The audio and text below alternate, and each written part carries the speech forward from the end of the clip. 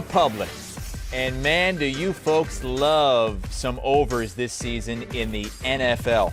More than 90% of all tickets at Caesars on over win totals for the Saints, for the Ravens, for the Colts, and for the Eagles. Vikings over 9 gets 88%, and some others as well, including some unders for the Seahawks, Falcons, and Bears. So what should we do? Sportsline's Emory Hunt going to tell us whether we should fade the public or follow the public on the most lopsided win total bets at Caesars. And let's start with your Saints. 94% of tickets going over 8 wins. I'm thinking you're part of that 94%, Emory, because from what you've heard lately, it sounds like you think they can compete for a division championship.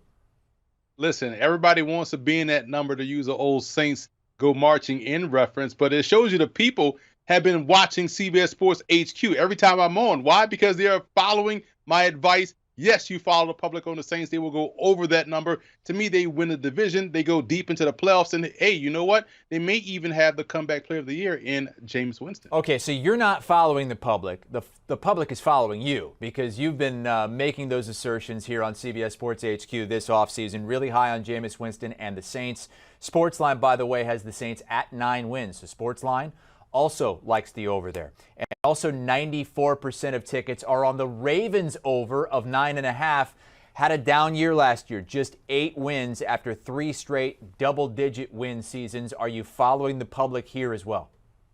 The Ravens nearly made the playoffs with the World League roster. Now you get everybody back healthy, and guess what's going to happen? They're going to go to the playoffs. They're going to crash this over number as well. So, yes, following the public. The public is on the right side so far, man. I like the way the people are thinking. Baltimore has the number 1 quarterback in the AFC, and Lamar Jackson, he's back. He's healthy. That team's going to be healthy. Defensively, they may look a little different, but they're so talented that it'll overcome any new nuances that we'll see within this new defense by McDonald. And they also enter preseason play, having won 20 straight preseason games. Sportsline, by the way, also on that Ravens over. Sportsline simulating 10.5 wins for the Baltimore Ravens. All right, so from a couple of teams that got 94% to a team that got 93% of tickets on the over. That's the Colts, 9.5. They now have Matt Ryan. They won 9 with Carson Wentz. Should have won 10. That last game in Jacksonville would have got him into the postseason, but Wentz came up short. Where are you going here?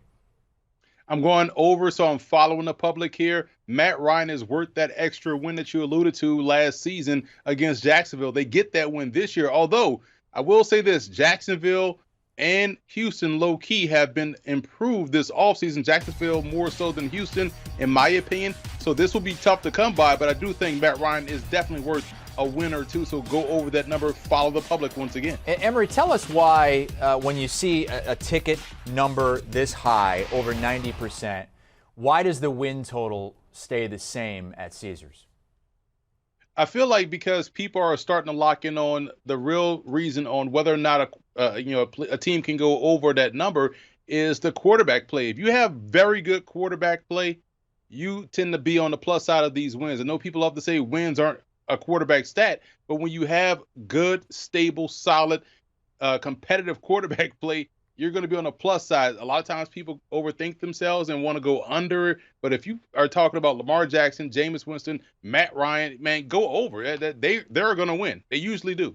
How about Jalen Hurts, quarterback of the Philadelphia Eagles? They won 9 games last year, got into the postseason. The over-under this year is 9.5, and 91% of public tickets are on the over.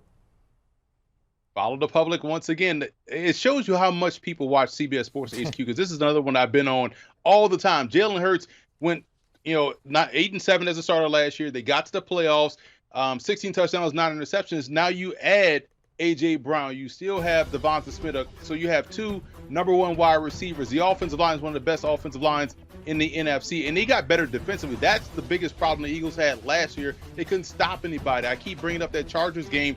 Jalen Hurts gave that defense 2.5 minutes left with the lead, and he let Justin Herbert march down the field, and he got the game-winning point. So this team was ready to play last year. Defensively, they've gotten better, adding Jordan Davis, adding N'Kobe Dean and company. Secondary is better. I like the Eagles going over that number. So once again, follow the public. And the third easiest schedule based on win percentage last season of the teams they're going to play this year. The start of that schedule very favorable for the Eagles as well. They've only won double-digit games once in the last 7 years. Emory and the public think that's going to happen again this season. All right, 88% of public tickets on the Vikings to go over 9 wins. They won 8 last year. It's funny because every time we're in the offseason, we're going to hear, is Texas back? Is the U back? Is Kirk Cousins going to win the Super Bowl? All of those things proved to be false midway through the season. So fade the public on this one.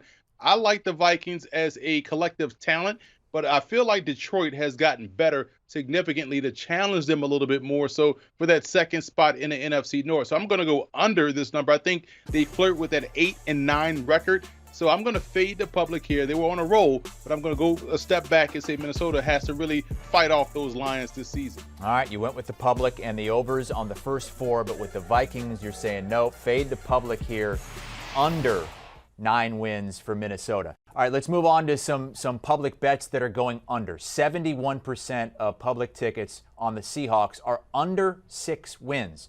Pete Carroll has never won fewer than 7 in Seattle. That's why you have to fade the public here. And here's a big reason why. I love Pete Carroll because he's from that old school mindset of run game, defense. They beefed up the run game by adding guys up front along the offensive line. They took Charles Cross, the number 1 offensive tackle in the draft, or arguably the number 1 offensive tackle. They added Kenneth Walker, the outstanding tailback from Michigan State, to go along with Rashad Penny. So you have a nice run game. Geno Smith is solid when operating off play action. He still has DK Metcalf. He still has Tyler Lockett. And oh, by the way, they added Noah Fant in that trade. So they came away like bandits, getting a game breaker at tight end. And that defense will be much better this year. I think they've improved within the back 7. So look for this team to win over 6 games. I have them winning 7 or even flirting with 8. So definitely fade the public here. Okay, West Coast teams have to travel a lot. That's the fate of teams out west in the NFL and really every professional sport in America. No team traveling more than the Seahawks this season, but Emory likes them to go over the 6. 71% also on the Falcons to go under 5. They have Marcus Mariota at quarterback, and the consensus is that this should be the worst team in the NFC. Oh, no, I've seen the worst team in the NFC multiple times at training camp practice. It's not the Atlanta Falcons. I'll tell you that. I had this team going over, so I'll fade the public here. I love what they've done offseason-wise in the draft and that linebacker. I said this before, and I'll say it again. Troy Anderson from Montana State may end up starting. This dude can play anywhere across the front and does a great job on playing both ends of defense. They have A.J. Terrell, budding star, at cornerback. I feel like the second-year players in Richie Grant, Darren Hall should be even better this season. Offensively, the question is the offensive line, but I feel like if you're running the football with effectiveness, you can supersede that. I love Tyler Algier they have at running back. They added out on the perimeter Drake London, the tremendous talent from USC, to go along with Brian Edwards they got in the trade, and Kyle Pitts. All Marcus Mariota has to do is manage the game. I think he can do that well. And if not, we know Desmond Ridder can do that well, as he did so at Cincinnati. So this team is a lot more competitive than people are giving them credit for. So I say they go over 5. So if they're not the worst team in the NFC, who is? Who's that team that you alluded to? Hey, man, there's a team that plays in East Rutherford, New Jersey, that has a quarterback that wears jersey number 8. If he's the full-time starter for the full season, the Giants will be the worst team in the NFC. But if they make that move to Tyrod Taylor by, let's say, week 8, then the Giants will avoid being the bottom dweller. But there's another team we're going to talk about later in this segment that will probably end up being the worst team because they're so young. That would be the Chicago Bears, I'm guessing. The over-under is 6.5, and 67% of the public tickets are on that under 6.5. They're the least bet team to win the Super Bowl because it's impossible to see that happening in Justin Fields' second season. For those that are watching, this is what you call a segue. I set Chris up perfectly on that one. You go under this number because you're right, Chris. They are the youngest team. They just don't have enough depth-wise up front along the line of scrimmage, and also on defense. Roquan Smith wants out of there.